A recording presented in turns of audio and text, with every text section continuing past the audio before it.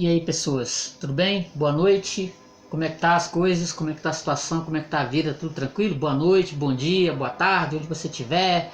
Onde você estiver nesse mundão aí, que puder ver o nosso, estiver vendo o nosso vídeo aqui, né? E aí, ó, hoje eu quero falar de uma peça extraordinária, de uma ópera extraordinária feita pelo grande Mozart. Tudo bem? Mas antes de qualquer coisa, dá um joinha, tá? Dá um joinha aí, ó, dá um joinha, curte o canal, beleza? Curte, se inscreve, se você não se inscreveu ainda, se inscreve, comenta, dá uma comentada lá, fala sobre o que você achou do comentário, etc, etc, etc, beleza? Ó, hoje eu quero falar sobre essa maravilha aqui, ó, a Flauta Mágica do Mozart, nessa edição caprichada aqui da Folha de São Paulo, coleção Folha de São Paulo, lançada aí há uns 10 anos atrás. É uma coleção interessante que pega e abarca as grandes óperas da história da humanidade.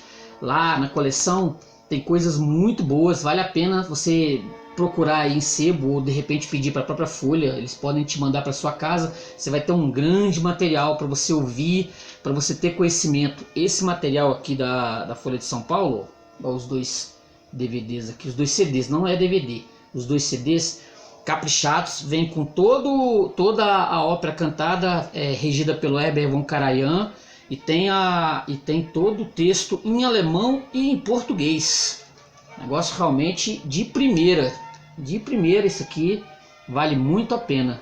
Ó, falando da ópera, nós brasileiros, nós tivemos no passado dois grandes escritores de ópera.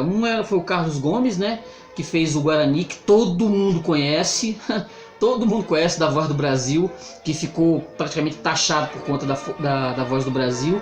E o outro é o nosso grande das baquianas brasileiras, o Heitor Villa-Lobos, que também compôs excelentes obras. Nós não ficamos atrás dos grandes europeus, dos grandes criadores de ópera do passado, que durante todo o século XIX, ópera italiana, etc. Então, grande material para ouvir, grande material para conhecer. Essa peça aqui foi escrita por Mozart 2 meses, terminada, né, concluída, 2 meses antes dele morrer.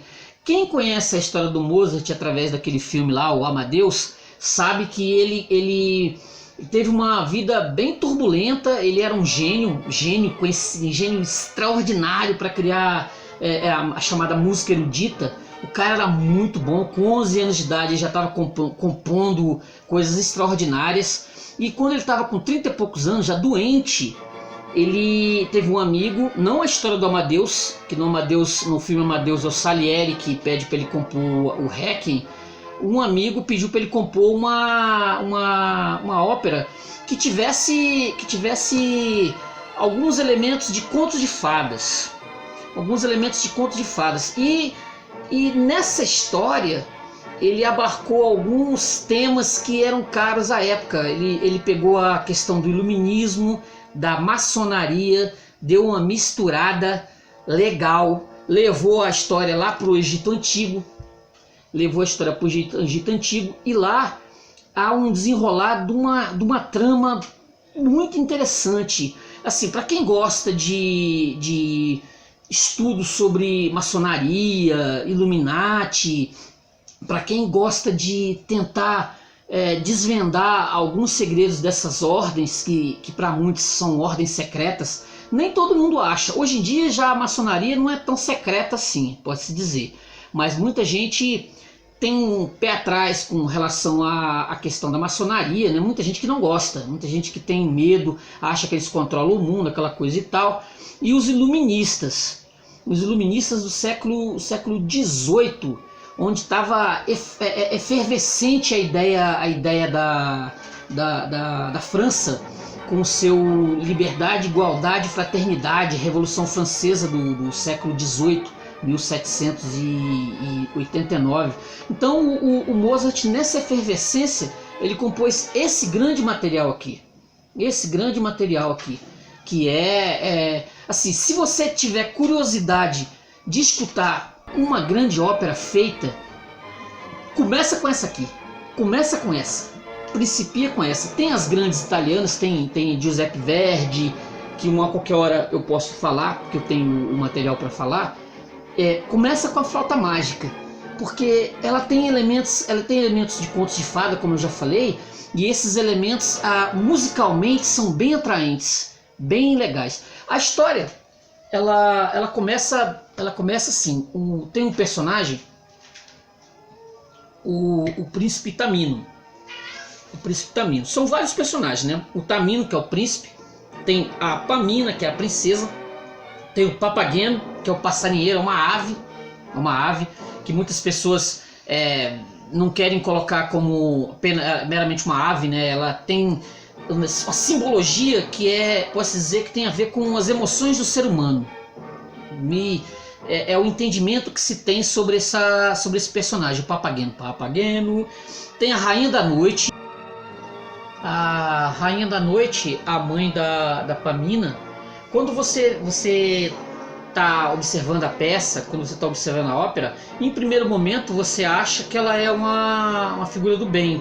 E da mesma forma o Sarastro, que sequestrou a Pamina, você tem uma leve impressão no primeiro ato que o Sarastro ele sequestrou a Pamina porque ele é mau, porque ele é malvado. E a Rainha da Noite, a personagem que é a mãe, seria uma personagem do bem.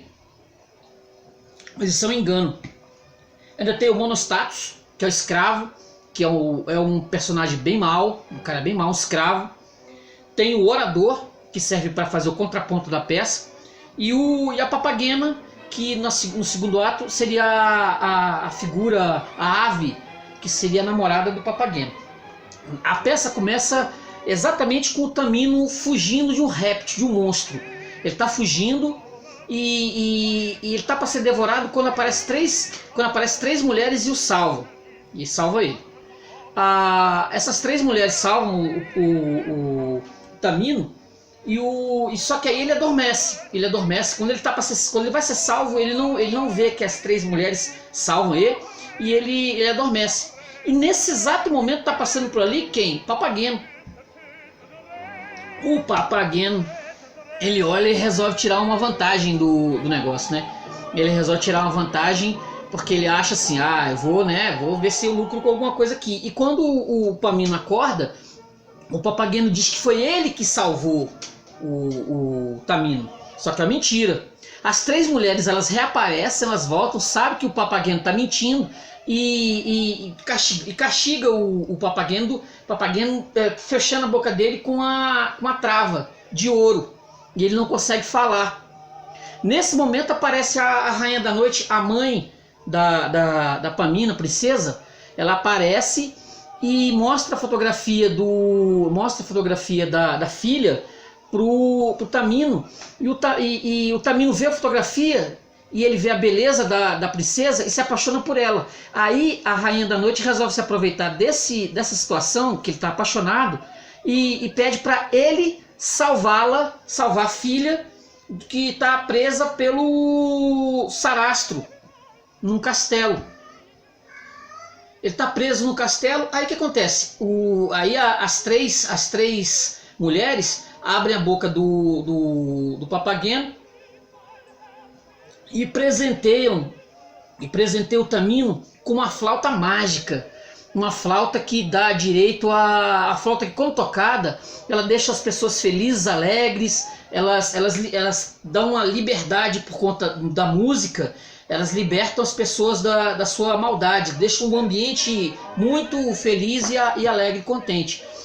Então eles se dirigem ao local onde está o Sarastro e onde está a Pamina, para libertá-la de lá, daquele que até agora é tido como mal, porque ele sequestrou a menina, ele sequestrou a filha da Rainha da Noite. Então eles se dirigem para lá, eles chegam nesse local e se deparam com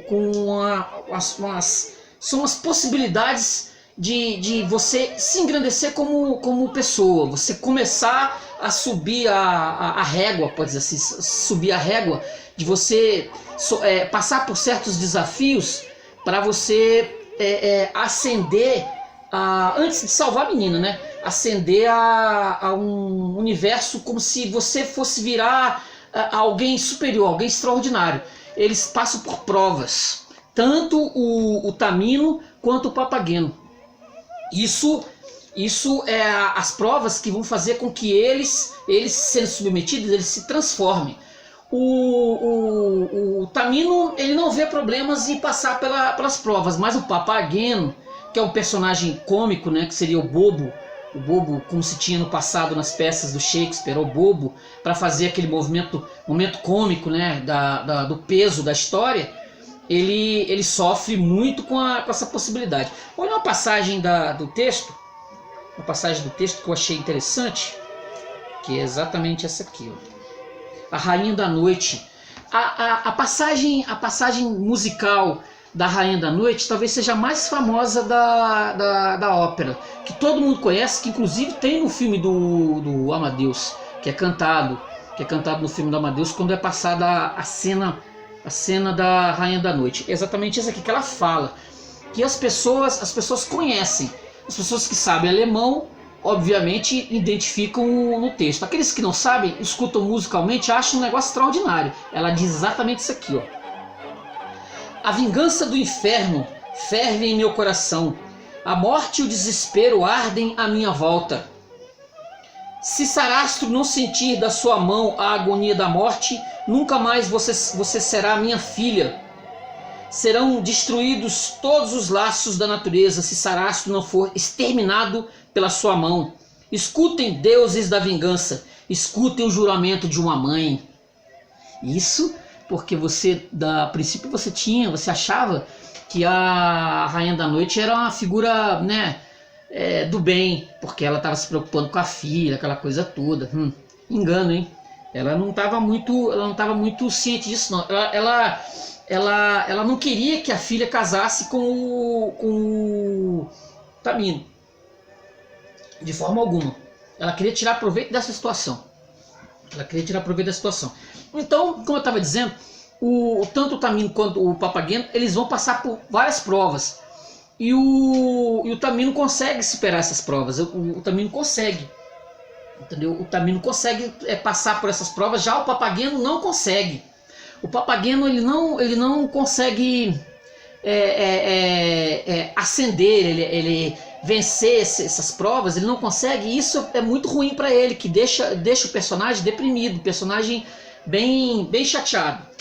Ele não consegue ascender e o Tamino consegue, e aí ele tem acesso à mão da filha. Aí se descobre num lance interessante que o Sarastro não é um personagem mau, como eu havia dito. Ele tá em combate com a Rainha da Noite, e ele tinha sequestrado a princesa para protegê-la da mãe. Aí você, no segundo ato, você descobre isso. Você sabe que isso foi um plano dele para sequestrar a menina, tirar a menina, a Pamina, das mãos da mãe, que é um personagem maléfico. Quando você começa a peça, você não sabe disso. Aí ele entrega a Pamina nas mãos do Tamino. Entendeu? Quase no finalzinho da peça, a princesa é sequestrada de novo pelo Monostatos, mas aí com o auxílio da própria mãe. Entendeu? Mas aí eles não conseguem vencer, eles são derrotados em definitivo, tanto o Monostato quanto a Rainha da Noite. E aí eles são exilados. Aí eles morrem, são exilados, eles desaparecem da peça. Aí a peça se conclui como todo bom conto de fadas, ela se conclui com felizes para sempre. O Papageno, ele estava num bode, pode dizer assim. Ele pensou em se matar, tem uma cena quase no final, ele pensa em se matar, ele pega a corda, vai para uma árvore. Aí o que ele faz? Quando ele tá para se matar, aparece o amor da vida dele. Ele tem um final feliz. Ele estava para ter um final de morte, ele ia morrer, ele ia se matar por conta posso dizer hoje, né, nos termos que nós usamos hoje, ele estava depressivo porque ele não conseguiu vencer. Ele como o passarinheiro, não tinha mais futuro para ele simplesmente resolve se matar. Aí quem aparece? Aparece a Papagena, e a Papagena vai ser como é que se fala num casal? Vai ser a alma gêmea, isso. É a alma gêmea do Papageno. Aí os dois terminam a peça felizes para sempre também. Não é bacana, hein? Isso é um resumo bem básico da peça, fora as músicas que são extraordinárias. Quem conhece Mozart sabe que o negócio é demais. Mozart, você pega uma peça dessa, em 3 horas, 4 horas, você delineia todo o material, todo o musical, e é algo engrandecedor para os ouvidos, é algo extraordinário para os ouvidos. É um negócio que você não esquece, porque musicalmente é riquíssimo. E o cara, como eu disse, estava às portas da morte, hein? Olha essa passagem aqui, ó, quase no final da peça. Isso aqui são as peguinhas, são aquelas situações que nós tiramos hoje, que nós sabemos hoje, que são os códigos, as ideias do ideal, do ritual maçônico, do oculto, aquilo que no século XVIII estava muito forte, Paracelso, iluministas, tudo isso estava muito forte. E o Mozart vai tratar disso na peça, e ele vai espalhando pelo meio do texto o ideal maçônico. Olha essa passagem aqui que eu achei fantástica, que eu separei aqui, ó. Isso aqui é o que eu falei que era o ritual de iniciação, a prova que tanto o Papageno quanto o Tamino teriam que passar. Olha só, olha o texto. Aquele que passar por este caminho repleto de perigos, purifica-se com o fogo, a água, o ar e a terra. Se conseguir vencer o terror da morte, será elevado da terra para o céu. Assim, iluminado, poderá então dedicar-se inteiramente aos mistérios de Ísis. Esses meus amigos que estudam a maçonaria, que gostam de estudar a maçonaria, isso aqui é um prato cheio. Eu indico a flauta mágica. Se não conhece, vá atrás, porque é um material riquíssimo, um material extraordinário. Hoje eu fugi um pouquinho da literatura, fugi um pouquinho da ideia de falar alguma coisa sobre cinema ou literatura, porque eu estava engasgado com essa peça aqui tem muito tempo. Tem muito tempo que eu estou engasgado com essa peça, justamente por conta da questão da maçonaria e tal, e o musical, a questão da música, porque você pensar o som que um gênio como Mozart foi capaz de criar, a música que o Mozart foi capaz de criar, é um negócio extraordinário. Então, se eu tivesse que falar de música, eu tinha que começar falando de Mozart, né? Não é Mozart que realmente vale a pena.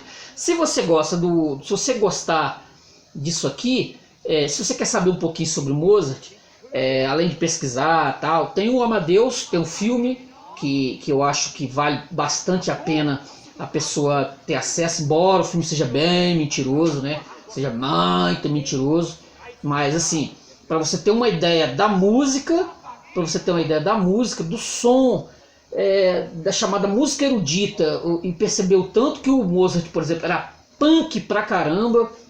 Ele tinha uma tendência a rir, né, do rir debochado das pessoas que faziam música antes dele, né, Bach, todo aquele Corelli, todo aquele pessoal que trabalhava com a música erudita antes dele. Então ele tinha uma visão bem assim: eu sou extraordinário, eu sou maravilhoso, e o resto que veio antes de mim é tudo porcaria. E no filme tem essas sacadas que os autores lá que escreveram o texto sobre o Mozart colocam lá, exatamente. Como ele era um indivíduo bem debochado, e isso causava muita inveja na época. Muita raiva, muita inveja, esse deboche, essa arrogância, né? Porque como ele era genial desde o princípio, desde quando era criança, as pessoas achavam ele um prodígio, mas criança. Quando ele cresce, quando ele vira adulto, ele é um pouco que deixado de lado. Então as obras que ele fazia, os pessoal não... de novo aquele rapaz, ele era bacana quando ele era criancinha tocando piano. Quando ele cresceu, né, aí aquelas coisas dele foi deixando de agradar o povo que estava ao redor. Aí não a decadência, porque ele não esteve decadente. Ele tinha, né, problema, ficou doente e tal, né? Tinha que sustentar a esposa, aquela coisa toda em Viena. Aí ele tá trabalhando por grana, trabalhando por dinheiro. Quem chegasse com a sacolinha de dinheiro lá, ele fazia um material. E isso aqui também está dentro desse processo. No filme, se você assistiu o Amadeus, você vai ver a cena dele regendo essa ópera lá em Viena, e o pessoal nem assim, o salão meio vazio, o pessoal meio dormindo, tal, não estavam muito interessados no que ele estava fazendo, não. Mas ele podia ter convidado até o pessoal mais, né, mais pobre que Viena tinha, para assistir a ópera, porque a chamada classe alta e o rei, inclusive, não estavam muito interessados no material dele, não, e achavam até meio ofensivos também, né? Porque como ele estava fazendo algo extremamente novo para a época, muito moderno, muito novo, o pessoal tinha uma tendência, como tem até hoje, de achar que o novo não vale nada, que bom é o que foi feito no passado, né?